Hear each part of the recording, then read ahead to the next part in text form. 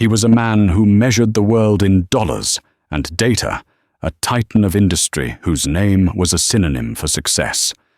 She was a woman invisible to men like him, measuring her life in tips and the dwindling hours between shifts. In the heart of New York City, in a restaurant dripping with opulence, these two worlds were about to collide. It began with a sneer, a public humiliation meant to put a simple waitress in her place, an ancient inscription, a cruel challenge. If you're so smart, then translate it. But what Julian Croft didn't know was that he wasn't just mocking a waitress.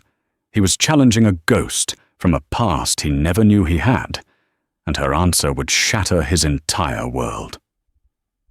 The Aurelia wasn't just a restaurant, it was a theater. Every night, under the soft glow of crystal chandeliers that dripped light like frozen tears, a performance took place. The patrons were the audience, the chefs, the unseen maestros, and the waitstaff clad in starched black and white were the silent, gliding stagehands. For Elena Petrova, it was a stage where she played the part of someone simple, someone whose ambitions began and ended with the perfect wine pairing. It was a convincing performance, born of desperate necessity. Her life was a meticulously balanced equation of exhaustion and fear. The Aurelia paid well better than any other service job she could find without a college degree. The tips tucked away with religious fervor were a lifeline. They were not for rent on her tiny fourth-floor walk-up in Queens, nor for the cheap instant noodles that were her staple diet. They were for Leo. Her brother Leo was 13, with a mop of unruly brown hair and eyes that held the wisdom of an old soul. He also had a heart that was failing him, a rare congenital condition called tetralogy of Fallot, complicated by a later developing arrhythmia. The doctors at Mount Sinai used words like complex, high risk, and prohibitively expensive. The surgery he needed, a specialized pulmonary valve replacement, was a medical marvel performed by only a handful of surgeons in the world.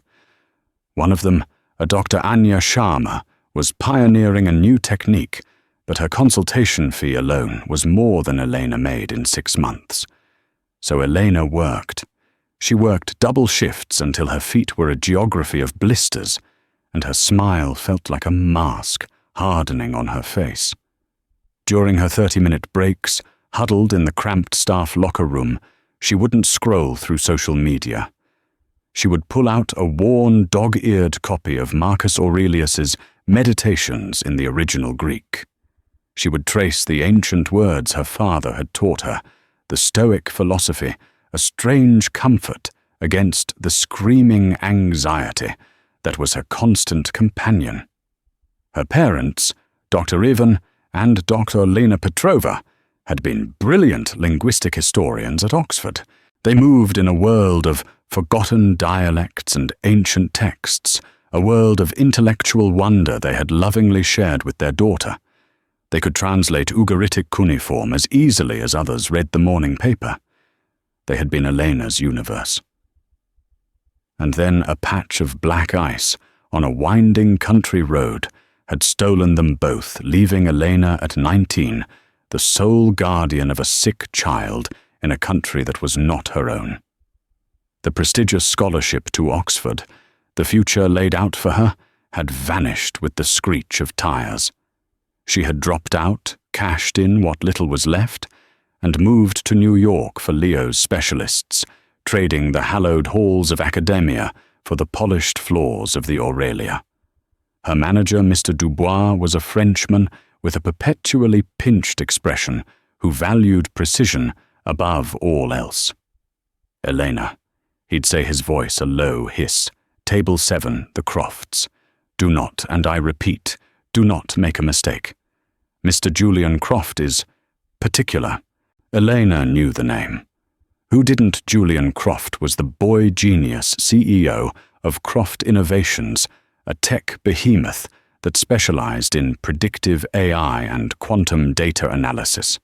He had inherited the company from his legendary father, Thomas Croft, and in 5 short years had quadrupled its value. He was ruthless, brilliant, and according to the tabloids, utterly devoid of warmth. He was a regular at the Aurelia, known for his impossible standards and his contempt for anyone he deemed beneath him. Elena pasted on her professional smile, checked her apron for any stray wrinkles, and approached the table. "Good evening, Mr. Croft. Welcome to the Aurelia." Julian Croft didn't look up from his phone. He was younger than she expected, maybe 32 or 3, with sharp, angular features and intense dark eyes that were currently scanning lines of code or stock prices. He was flanked by 2 associates, a man and a woman, both wearing expressions of nervous deference. The usual, he clipped without making eye contact. A 2014 Screaming Eagle Cabernet, Sauvignon steak frites cooked rare, and a bottle of still water, Voss not San Pellegrino. Elena nodded. "Of course, sir." As she turned to leave, his voice, sharp as broken glass, stopped her. "Waitress." She turned back. "Sir." He finally looked at her, and his gaze was like a physical inspection, cold and dismissive. He noted her simple, pulled-back hair, the slight wear on her uniform, cuffs, the fatigue she tried to hide in her eyes. It was a look that said, "You are nothing." "The table is uneven," he stated, gesturing with his chin to the slight wobble. "Fix it." It was a power play, a small act of dominance to establish the hierarchy. It was a test. Elena's face remained placid. She knelt gracefully, slipped a folded sugar packet under the offending leg, and tested it. Rock solid. "My apologies, sir. Is that better?" He gave a non-committal grunt and returned to his phone, the game already forgotten. Elena retreated, her heart thumping not with fear, but with a familiar, cold anger. He was a bully, a man who built his sense of self by diminishing others. She had known boys like him at Oxford, boys whose fathers' money and influence were mistaken for personal genius. The only difference was that Julian Croft's sandbox was the entire world. She took a deep breath, reminded herself of Leo, of the bills on her counter, and slipped back into her role, the invisible stagehand in Julian Croft's grand performance. Julian Croft lived in a world of silent, efficient luxury. His penthouse apartment overlooking Central Park was a monument to minimalist design and technological integration. The lights adjusted to his circadian rhythm, the coffee brewed itself the moment his alarm was disarmed, and an AI assistant named Oracle managed his schedule with ruthless precision. It was a fortress of solitude, a gilded cage he had built for himself. He hated sentimentalism. He saw it as a weakness, a flaw in the code of human logic. His father, Thomas Croft, had been a man of immense intellect, but of even greater emotional distance. He was a legend in the tech world, the founder of Croft Innovations, a visionary who saw the future in silicon and algorithms. But as a father, he had been an enigma, a figure to be admired from afar, never to be touched. His praise was rare, a fleeting commodity Julian had chased his entire life. Even when Julian took the reins of the company and propelled it to heights his father had only dreamed of, he felt like he was still that small boy presenting a report card and hoping for a nod of approval that never came. Thomas had passed away 2 years ago, leaving Julian with a colossal empire and a profound, unacknowledged emptiness. The only personal item he'd left for his son wasn't a letter or a piece of advice. It was a small, heavy gold locket. It was old Victorian in design, intricately engraved with acanthus leaves. It didn't belong to his mother, who had left when Julian was a child. It was as far as Julian knew his father's. Inside, it didn't hold a picture. Instead, nestled in the velvet lining, was a tiny folded piece of parchment, brittle with age. On it, in elegant inked calligraphy, was a phrase in a language Julian had never been able to identify. He had thrown the full force of Croft Innovations at it. His top AI, designed for linguistic pattern recognition, had failed. He'd sent high-resolution images to academics at MIT and Stanford, all of whom were stumped. They identified the script as ancient Greek, but the phrasing was archaic, possibly a fragment of some obscure, philosophical text they couldn't place. It became an obsession, a final, infuriating puzzle left by his father. What did it mean? Was it a clue, a password, a final cryptic judgment?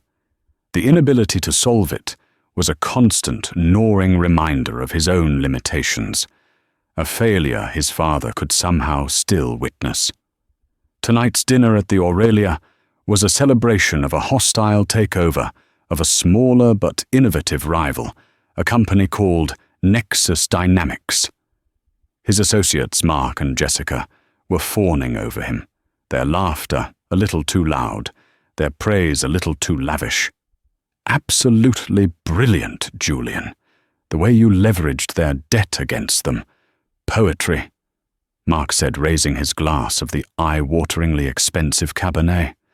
They never saw it coming, Jessica added, her eyes gleaming with reflected glory. Nexus is ours. Julian felt nothing. It was just another transaction, another variable solved. He took a sip of wine, the complex notes of black currant and cedar lost on him. His mind was elsewhere, circling back to the locket that sat heavy and cold in his pocket. He had brought it with him tonight, a habit he'd developed like touching a sore tooth. He found himself watching the waitress, Elena. He had caught her name from her tag. There was a stillness about her, a quiet dignity that was out of place. Most servers were either overly solicitous or sullenly resentful. She was neither. She was efficient, unobtrusive, and her eyes, a deep, intelligent grey, seemed to see more than they let on. When he had made her fix the table, he had expected a flicker of annoyance, of anger. He saw nothing. It was like dropping a stone into a deep well. That unnerved him more than any open defiance would have. He saw her during a brief lull, standing near the service station, her posture perfect, despite what must have been hours on her feet. For a fleeting moment, her professional mask slipped. A look of profound weariness washed over her face, of a worry so deep it seemed to bone deep. She glanced at her cheap watch, her brow furrowed, and then, as if sensing his gaze, she straightened the mask of polite neutrality, snapping back into place. The contradiction intrigued him. She was just a waitress, a cog in the service machine. Her life was, by his metrics, insignificant. And yet there was a resilience in her that he couldn't quite dismiss.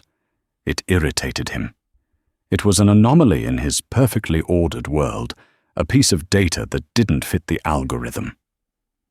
He pulled the locket from his pocket, the cool metal a familiar weight in his palm. The frustration over the inscription boiled up in him again, mixing with the wine and the sterile conversation at his table. An idea, cruel and impulsive, began to form in his mind. The main course had been cleared, and the dessert menus were presented. The conversation at Julian's table had devolved into the kind of sycophantic corporate gossip he despised. Mark was recounting a story about a rival CEO's recent divorce, while Jessica offered a play-by-play of her latest real estate acquisition. It was noise, meaningless data streams. Julian wasn't listening. He was turning the gold locket over and over in his fingers under the table. The smooth, worn metal felt like a direct link to his father's silence, the unsolvable puzzle, the final word in an argument he never got to have. The frustration that had been simmering all night finally came to a boil. He snapped the locket open. "Mark!" he interrupted, his voice cutting through the chatter. "You were a classics minor at Yale, weren't you?" Mark, caught off guard, puffed out his chest. "Yes, Julian. Studied the Aeneid, the Odyssey." "Great." Julian slid the locket across the table. Translate it." Mark picked it up, squinting at the tiny, elegant script. He held it closer to the candlelight. Jessica leaned in, curious. The confidence on Mark's face slowly melted into a look of strained confusion. "It's Greek," he said, stating the obvious. "Attic Greek, I think. Very old. The lettering is unusual." He stumbled over a few words. "Ho, dromos. Prosten. Something about a road." He looked up, flustered. "It's obscure, Julian. A fragment, maybe. The grammar is complex, without context." He trailed off, defeated. Jessica, ever the opportunist, took a glance. "Perhaps it's a family motto.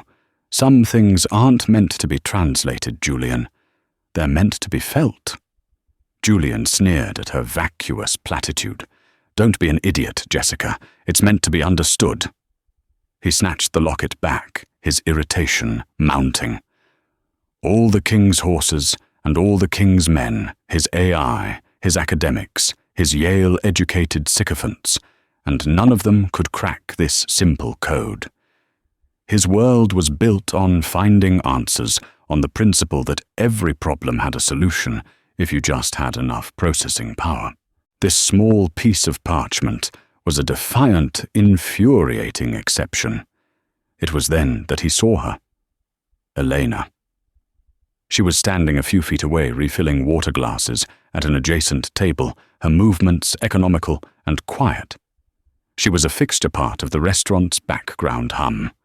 And in that moment, a wave of vindictive, reckless arrogance washed over him. He was frustrated with his father, with his employees, with himself, and she was the nearest, safest target. He raised his voice, just enough to make it carry, causing a ripple of silence to spread to the nearby tables. "You." He called out, his voice sharp and imperious. He didn't use her name. He didn't need to. Elena finished pouring the water, placed the bottle down softly, and turned to him.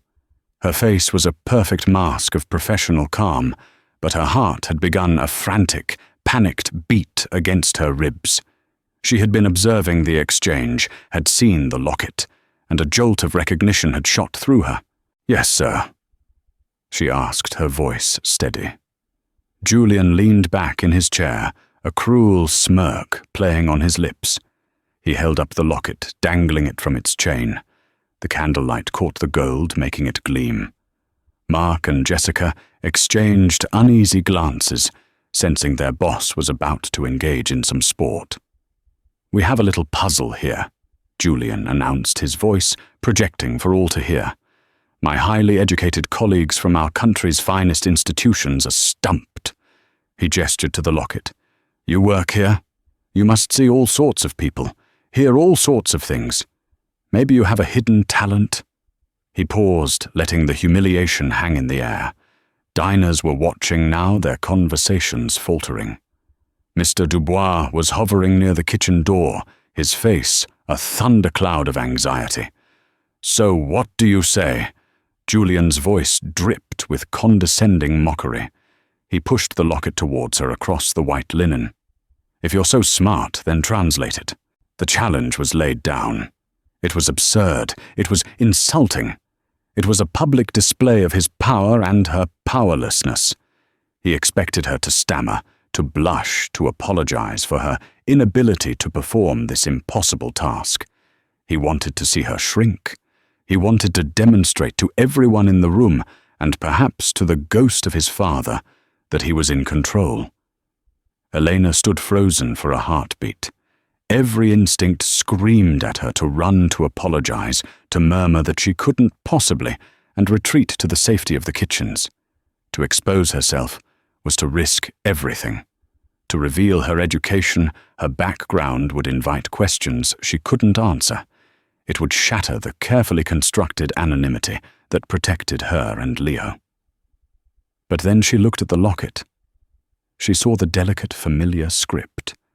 It wasn't just Greek, it was a specific calligraphic style her father had taught her, one used by 19th century scholars, transcribing newly discovered texts, and she saw the words clearly. They were words she knew, words that resonated in the deepest parts of her soul. She looked at Julian Croft's smug, arrogant face. She saw the expectant smirks of his companions. She felt the weight of the staring eyes around the room. And she thought of Leo, of the beeping machines and the quiet bravery in his eyes. She thought of the mountain of bills and the crushing weight of her double life. A different kind of fire, hot and sharp, pierced through the fear. It was the fire of her father's intellect, her mother's strength. It was her own quiet, buried pride. Slowly, deliberately, she stepped forward. She did not touch the locket. She simply leaned in slightly, her eyes fixed on the ancient words. The entire restaurant seemed to be holding its breath. The silence in the Aurelia was no longer the polite hum of fine dining.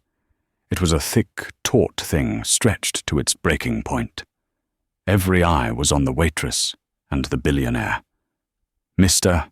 Dubois looked as though he might faint. Mark was shifting uncomfortably, while Jessica watched with a kind of predatory glee, anticipating the final crushing moment of the waitress's humiliation. Elena ignored them all. Her world had narrowed to the tiny piece of parchment in the golden locket. The script was as familiar to her as her own handwriting. It was a quote she and her father had discussed many times, a fragment from a lesser-known Stoic philosopher. She took a soft breath, not of nervousness, but of preparation, the way a singer does before a note. Her voice, when it came, was not the deferential tone of a waitress. It was clear, measured, and carried a quiet authority that cut through the silence. First, she spoke the words aloud in their original Greek. Her pronunciation was flawless, the classical cadence and accent perfect. It was the voice of a scholar, not a servant. O dromos προς την αρετήν, δεν είναι malakos. The foreign sounds hung in the air, beautiful and alien. Mark's jaw went slack. He recognized the words now that they were spoken, but he could never have produced them with such fluency. Julian Croft's smirk faltered. A flicker of confusion, of disbelief crossed his face. This was not part of the script. Elena held his gaze, her grey eyes steady and unblinking. And then she translated. "It means," she said, her voice resonating in the hushed room, "the path to virtue is not soft." She didn't stop there. The scholar in her dormant for so long took over. It's a Stoic sentiment, often attributed to the school of Zeno, though this particular phrasing is found in the private letters of a lesser-known Roman senator and philosopher, Gaius Bellicus, writing to his son. The concept is that true excellence, or arete, isn't found in comfort or ease. It's forged in hardship, in facing adversity without complaint. It's about enduring what you must to become who you ought to be. The silence that followed was absolute. It was a silence of pure, unadulterated shock. The diners, the staff, Mark and Jessica, they were all staring, stunned. A waitress had not only translated an obscure line of ancient Greek, but had also provided a full academic attribution and philosophical context. But Elena's words had hit Julian Croft like a physical blow. The path to virtue is not soft.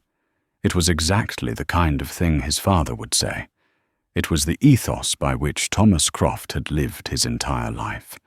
It was the impossible standard he had set for his son. It wasn't just a quote. It was a message, a final posthumous piece of instruction. And this woman, this complete stranger, this waitress he had tried to humiliate, had delivered it to him as easily as if she were announcing the soup of the day. His carefully constructed world with its neat hierarchies and predictable outcomes tilted on its axis. The smugness evaporated from his face, replaced by a storm of conflicting emotions, astonishment, confusion, and a strange, unfamiliar flicker of shame. He looked at Elena, really looked at her for the first time. He didn't see a uniform or a servant. He saw the profound, weary intelligence in her eyes. He saw the ghost of a world he knew nothing about. Who was she? The spell was broken by the sound of a fork clattering onto a plate from a nearby table. Jessica was staring at Eleanor, her mouth agape. Mark looked as if he'd seen a ghost. Mr. Dubois began moving, striding purposefully towards the table, his face pale. "My deepest apologies, Mr. Croft, for this interruption. Eleanor, back to your duties. Now." But Julian raised a hand, stopping him in his tracks. His eyes never left Elena's. "No," he said, his voice quiet but firm. "Stay." He spoke to Mark and Jessica, but his gaze was still locked with Elena's. "The dinner is over. My car is outside. I'll see you at the office tomorrow." It was a dismissal, cold and absolute. They scrambled to their feet, gathering their things, confusion warring with their instinct to obey. "Julian, are you sure?" Mark began. "Go," Julian repeated, a dangerous edge to his voice. They went casting bewildered looks over their shoulders at the waitress, who was still standing by the table now, the center of a silent, invisible storm. Once they were gone, Julian gestured to the chair opposite him, the one Jessica had just vacated. The restaurant was still unnaturally quiet. Everyone was watching. "Please," Julian Croft said, his voice stripped of its earlier arrogance, now holding a note of raw, urgent curiosity. "Sit down." For a waitress to sit at a patron's table at the Aurelia was not just against the rules. It was a sacrilege. It was a violation of the sacred, invisible barrier that separated the servers from the served. Elena hesitated, her mind racing. Mr. Dubois was watching from a distance, his expression one of pure horror. This could cost her the job she so desperately needed. But looking at Julian Croft's face, she saw that she had already crossed a point of no return. The power dynamic between them had been irrevocably scrambled. Refusing him now seemed more dangerous than accepting. With a small, almost imperceptible nod, she pulled out the chair and sat her back ramrod straight, her hands folded neatly in her lap. It felt like stepping into an alternate reality. Julian leaned forward, his elbows on the table, the locket still lying open between them. He lowered his voice, creating a bubble of intimacy in the still staring restaurant. "Who are you?" he asked. The question was not an accusation. It was a genuine, desperate inquiry. Elena chose her words carefully. "My name is Elena Petrova." "That's not what I'm asking," he said, his dark eyes intense. "That performance, the translation, the attribution, that doesn't come from waiting tables. Where did you learn that this was the precipice?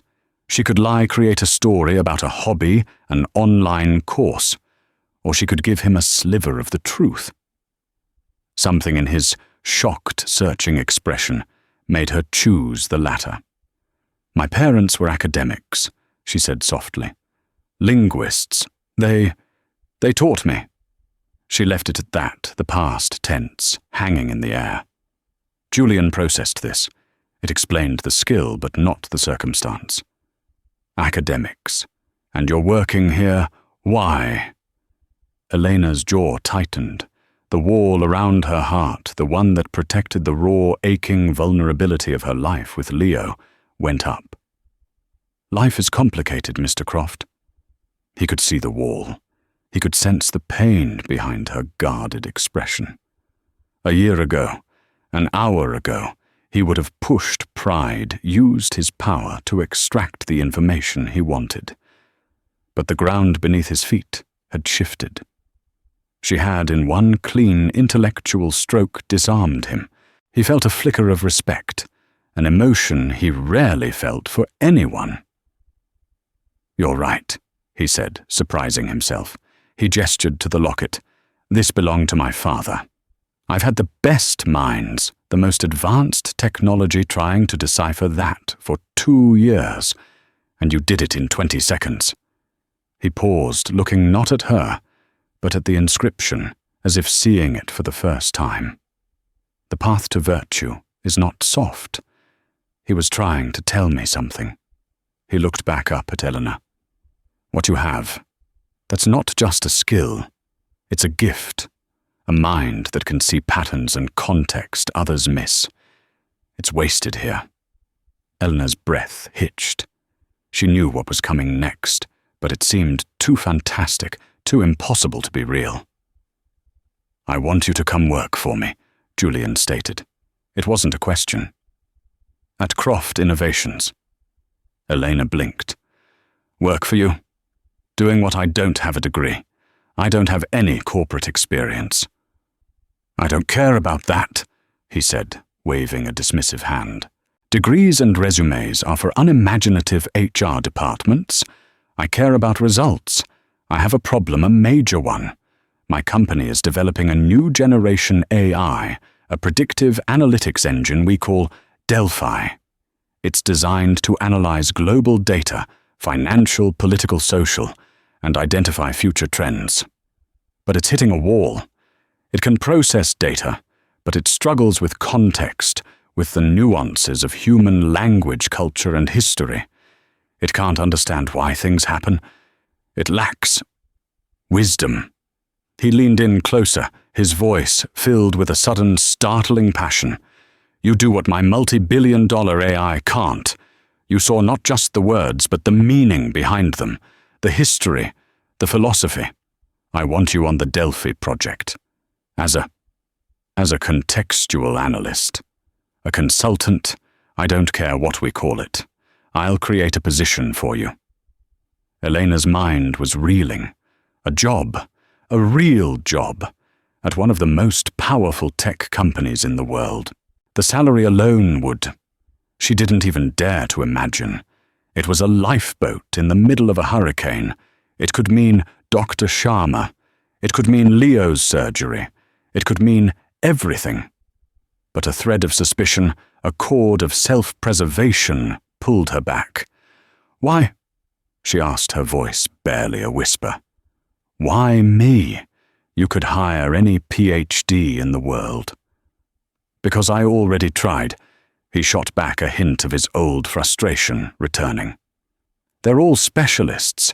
They live in their little academic boxes. They don't see the whole picture. You do. I saw it. And he hesitated, the next words seeming to cost him something. And maybe I owe you an apology. My behavior was unacceptable. Consider this my amends. An apology from Julian Croft. It was perhaps the most shocking thing to happen all night. Before Elena could respond, Mr. Dubois, no longer able to bear the suspense, arrived at their table. Mr. Croft, is everything all right, Miss Petrova? I must insist. Everything is fine, Dubois. Julian cut in his voice, returning to its familiar commanding tone. Miss Petrova is resigning. She'll be starting a new position at my company on Monday. He took a sleek black business card from his wallet and slid it across to Eleanor. My personal assistant's number is on there. Her name is Clara. Call her in the morning. She'll handle all the onboarding paperwork and arrange your salary and contract. He stood up. I expect to see you Monday morning, 9 a.m. Don't be late. He turned and strode out of the restaurant without a backward glance, leaving a trail of stunned silence in his wake. Elena sat there, staring at the black card on the white tablecloth. Julian Croft's name was embossed in silver. It felt heavier than it should, like the weight of a life-altering decision. Mr. Dubois was gawking at her, his expression a comical mix of fury and awe. The entire restaurant was whispering. Her phone buzzed in her apron pocket, a text from Leo's night nurse. He's asking for you. A little restless tonight. That was it. That was the only answer that mattered. The suspicion, the fear, the sheer improbability of it all dissolved in the face of her brother's need. She picked up the card. It wasn't just a job offer. It was hope. a dangerous, terrifying, brilliant sliver of hope. The headquarters of Croft Innovations was a shard of glass and steel that pierced the Manhattan skyline. Stepping into the lobby on Monday morning felt to Elena like entering a different century. Holographic displays shimmered in the air, employees glided on silent automated walkways, and the air itself seemed to crackle with silent flowing data. Her simple black dress and flats felt hopelessly out of place amidst the tailored suits and designer shoes. Clara Julian's assistant was a model of terrifying efficiency, who greeted Elena with a polite but skeptical smile. In an hour, Elena had signed a non-disclosure agreement thicker than a novel, and a contract with a salary figure that made her feel dizzy. She was escorted to the Delphi project floor, a high-security area, where a massive circular open-plan office surrounded a pulsating holographic sphere of light, the physical representation of the AI's data core. The work was unlike anything she could have imagined. She was given access to the AI's raw processing streams. Where the engineers and programmers saw code and algorithms, Elena saw poetry and history repeating themselves. The AI would flag a financial downturn in a South American country as a series of numerical values. Elena would cross-reference it with regional folklore, historical political speeches, and even popular song lyrics to explain the underlying current of public unrest that the AI had missed. She could predict diplomatic breakdowns by analyzing the subtle shift in metaphors used in official government communiques. She was, as Julian had predicted, the ghost in the machine, the whisper of human context that turned raw data into genuine insight. Julian Croft at work was a force of nature. He was demanding, relentless, and brilliant.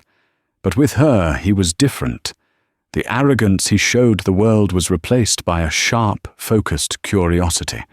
He would grill her for hours, challenging her insights, pushing her to connect disparate dots. He never mentioned their first meeting at the Aurelia, but an unspoken understanding lay between them. He respected her mind, and for the first time in years, Elena felt like she was using the full scope of her intellect. A cautious professional rapport began to build between them.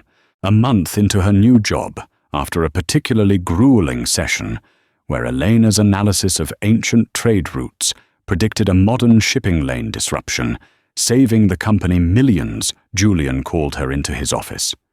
His penthouse office was a stark, minimalist space with a floor-to-ceiling window offering a godlike view of the city. "Your work is exceptional, Petrova," he said, forgoing any preamble. "The Delphi project's accuracy has increased by 12% since you started, but I think we're still only scratching the surface." He walked over to a section of the wall that looked like a simple pane of smoked glass. He touched it, and it slid away to reveal a room behind it. It wasn't a server room or a tech lab. It was a library. An old-world library filled with floor-to-ceiling shelves of leather-bound books, the air thick with the scent of old paper and dust. It was a startling analog island in his digital fortress. "This was my father's study." Julian explained, his voice softer than she'd ever heard it. "He had it moved piece by piece from our family home after he passed. I haven't really touched it." He gestured for her to enter. "My father believed that the future of AI wasn't just in processing power, but in codifying the entirety of human knowledge. He was obsessed with it. He spent the last decade of his life on something he called the Rosetta Project. He believed all human language, all knowledge could be traced back to a core set of universal archetypes. He thought if he could crack that code, he could give an AI true understanding, true wisdom." Julian ran a hand through his hair, a rare sign of agitation. "His research notes are chaotic. Journals, letters, binders full of papers. No one has been able to make sense of them. I think the key to unlocking Delphi's full potential is in here somewhere. I want you to go through it all. Catalogue it. Find the pattern. Find what he was looking for. For Elena, this was like being set loose in paradise. For the next 2 weeks, she spent her days surrounded by Thomas Croft's legacy. He was a brilliant, eclectic mind. His journals were filled with complex algorithms next to sketches of Egyptian hieroglyphs, notes on Sanskrit grammar, next to theories on quantum entanglement. One rainy Thursday afternoon, deep in a dusty crate of correspondence, Elena found a series of letters from the late 90s. They were from an academic at Oxford University. She idly began to read through them, her mind on the patterns she was trying to find. The letters discussed shared research theories on Proto-Indo-European languages and the challenge of teaching a machine to understand idiomatic expressions. And then she saw the signature at the bottom of a letter, and the world stopped. The elegant, familiar signature read, "Yours, Ivan." Her breath caught in her throat. She frantically flipped through the rest of the letters. The letterhead was from the Oriental Institute, Oxford. The author was discussing his daughter, a precocious child who was already showing an aptitude for languages. He was writing about his wife, Lena, and her work on cuneiform. It was her father, Dr. Ivan Petrov. Her hands trembled as she dug deeper into the crate. She found a photograph, faded and creased. It showed 2 men in their early 40s arms, slung around each other's shoulders, grinning in front of an old university building. One was a younger, happier-looking Thomas Croft. The other was her father. They weren't just colleagues, they were friends. Close friends. Elena felt a dizzying sense of vertigo. The carefully separated worlds of her past and present had just collided with the force of a tectonic shift. Her father and Julian's father had known each other. They had been working together. On what? She turned back to the journals, her search now guided by a new frantic urgency. She looked for mentions of her father's name, and she found them. Thomas Croft wrote extensively about his collaboration with the brilliant Ivan Petrov. They weren't just building an AI, they were building the foundation for what would become Delphi. The Rosetta Project wasn't just Thomas Croft's obsession. It was their joint life's work. And then she found the final piece of the puzzle in a small leather-bound diary from the year before her parents died. It was a single entry from Thomas Croft. Ivan called today. A breakthrough. He believes the key isn't in the language, but in the translator. The human element. He's encoded the core principle into a simple phrase, a memento for us both. A guiding star for our work and for our children, should they ever need it. He called it our Stoics' key. Elena's blood ran cold. The Stoics' key. Ο δρόμος προς την αρετήν δεν είναι μαλακός. The locket. It wasn't just a memento from father to son, it was a key, a message, a legacy left by 2 fathers for their 2 children. Her presence here in this room at this company was not a coincidence. It was a destiny set in motion 20 years ago by 2 brilliant men and brought to fruition by a single arrogant challenge in a restaurant. She stood up the letter from her father, clutched in her hand, her mind a whirlwind of shock, grief, and a stunning, terrifying clarity. She had to tell Julian. She had to tell him that their lives were not their own. They were the second act of a story their fathers had begun. Julian stood before the floor-to-ceiling window of his office, the sprawling tapestry of New York City, laid out beneath him like a circuit board of infinite pulsing lights. But he saw none of it. His mind was a maelstrom, churning with algorithms and data streams from the Delphi project. They were closer than ever yet. The final piece, the spark of true intuition, remained elusive. He felt the ghost of his father at his shoulder, a silent, judging presence. The locket, which now never left his person, felt heavy in his pocket. its stoic message a constant frustrating reminder of a standard he still felt he couldn't meet. He had the translation, but he still didn't have the key. The soft chime of his office door opening barely registered until he saw her reflection in the glass. It was Eleanor. She wasn't walking with the quiet deference of an employee, but with the resolute purpose of a messenger about to deliver a verdict. Her face was pale, her grey eyes wide, with an emotion he couldn't decipher, a turbulent mix of shock, grief, and stunning clarity. In her hands, she clutched a faded photograph and a yellowed letter, as if they were sacred texts. He ended his conference call with a curt, "We're done," not bothering to see the startled reaction on the holographic display before it winked out of existence. "What is it?" he asked, turning to face her fully. "Did you find something?" Elena didn't speak.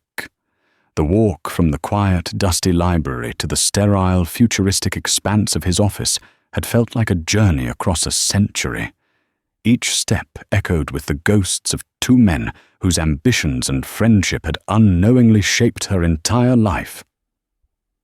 She crossed the polished marble floor, her footsteps the only sound in the vast room, and laid the items on the vast, empty surface of his obsidian desk. Julian looked down. His gaze fell first on the photograph. He picked it up, his fingers tracing the creased edges. He saw his father, Thomas Croft, but not the stern, distant figure of his memory. This man was younger, his face split by a genuine, unguarded grin, his arm slung familiarly around the shoulders of another man. Julian's eyes then moved to the second man, and then, in a jolt of disbelief, up to Elena. The resemblance was undeniable. The same high cheekbones, the same shape of the eyes, the same quiet intelligence etched into the features. "That's my father," he said, his voice a low, bewildered whisper. He looked at Elena, a silent, urgent question in his eyes. "Who is that with him?" "That is Dr. Ivan Petrov," Elena said, her voice trembling slightly but clear as a bell. "He was a linguistic historian at Oxford University. He was my father." The three words, "He was my father," struck Julian with the force of a physical impact. The air left his lungs. He sank into his leather chair, the carefully controlled facade of the billionaire CEO, crumbling to dust, revealing the stunned, bewildered sun beneath. He fumbled for the letter, his eyes scanning the elegant academic script. It was a language he didn't know, but he recognized the letterhead Oxford. He saw his own father's name mentioned multiple times in the text. "I don't understand," he breathed, looking up at her, his world tilting on its axis. "Your father. And mine." "They were more than colleagues, Julian," Eleanor said, her voice softening as she saw the raw shock on his face. "They were partners. They were best friends. The Rosetta Project, the entire theoretical foundation of Delphi. It wasn't just your father's work. It was their work. Together." She began to explain, her words tumbling out as she laid the story bare. She described the years of correspondence, the shared passion for cracking the code of human understanding, the brilliant synergy between her father's historical, linguistic genius and his father's visionary, technological ambition. Finally, she told him about the diary entry, the last crucial piece of the puzzle. "The locket," she finished, her voice thick with emotion. "It wasn't just a memento from a father to his son. It was a message from two fathers. Thomas called it their Stoics' key, a guiding principle for their work and for their children. He wrote that he hoped it would guide us should we ever need it." Julian was silent for a long time, his gaze lost in the photograph of the two smiling men. The father he had idolized and resented in equal measure was a stranger to him. This man in the photo, The man who wrote with such passion in his journals about his friend Ivan was someone filled with a warmth and collaborative spirit Julian had never known. Through the story of Elena's father, he was finally meeting his own. The crushing weight of his lifelong resentment, of feeling like a perpetual disappointment, began to lift, replaced by a profound, aching grief for the man he never got to know, and the friendship he never knew existed. All this time, he said quietly, his voice raspy, I've been running his company trying to surpass his legend, to prove myself to a ghost. He looked up at Elena, his dark eyes shining with an unfamiliar moisture. But he didn't want a successor. He wanted a partner. He wanted me to finish his work. He corrected himself, his gaze locking with hers. To finish their work.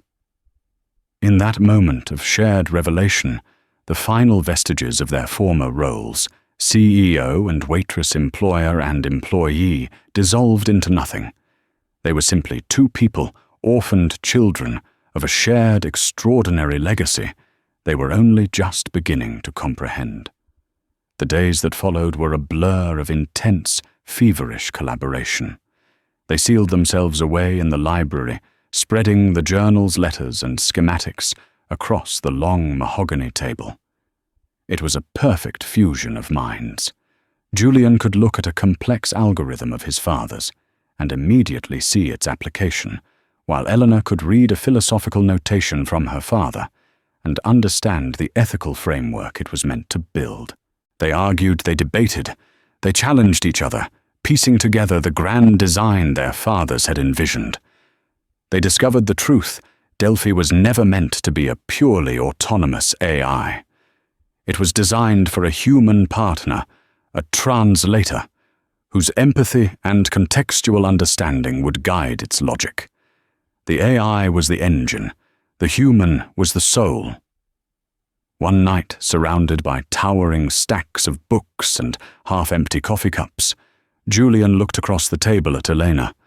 Her face was illuminated by the soft glow of a reading lamp, her brow furrowed in concentration as she deciphered a particularly difficult passage of her father's notes. A genuine smile touched his lips. "He wrote about you, you know," Julian said softly. Elena looked up, startled. "My father." "No," Julian clarified. "Mine in his private journal. He mentioned Ivan talking about his brilliant daughter, who was already correcting his Latin translations at age 7. He wrote, 'Perhaps our children will be the ones to see this through. Ivan's girl has the heart, my boy has the will.' It could be a powerful combination." Tears welled in Eleanor's eyes. It was a benediction from the past, a thread of connection that reached across the years and tied them together.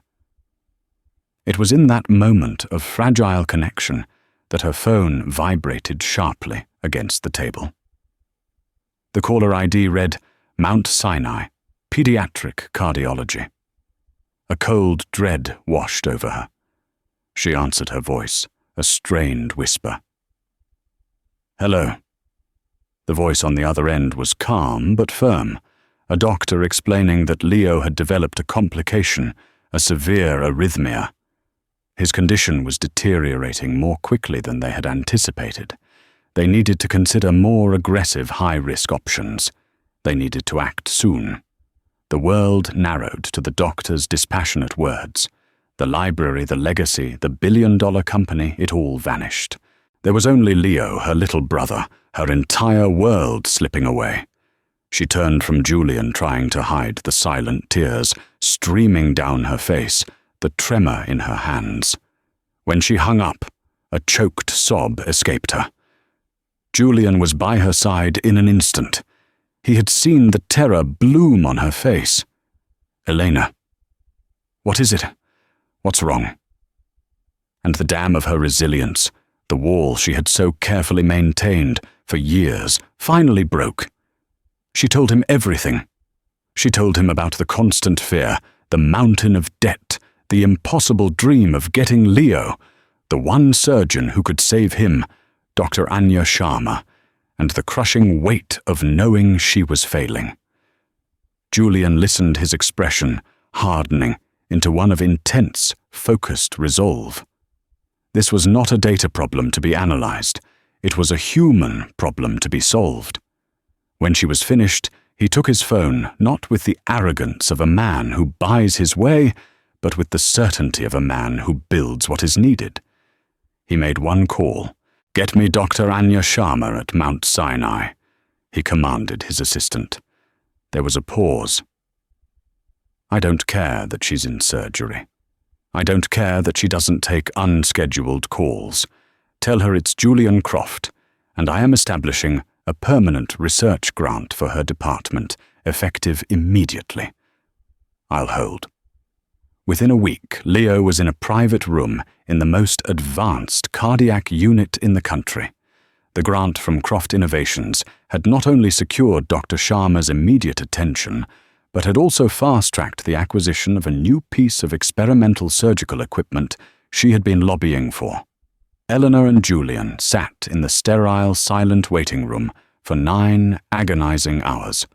The clock on the wall ticked with excruciating slowness. They didn't talk about work. Julian spoke of his lonely childhood in a house that felt more like a museum. Elena told him funny stories about Leo painting a vivid picture of the brave, witty boy behind the medical charts.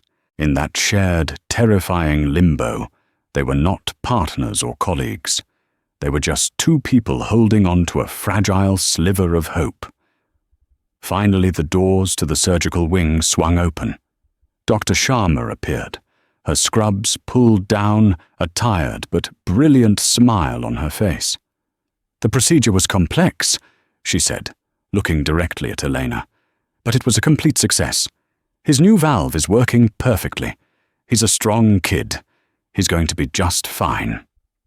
Elena collapsed into a chair, a wave of relief, so profound it was physically painful washing over her, and she sobbed not in grief but in gratitude. Julian stood beside her, and without hesitation, put a firm, gentle hand on her shoulder.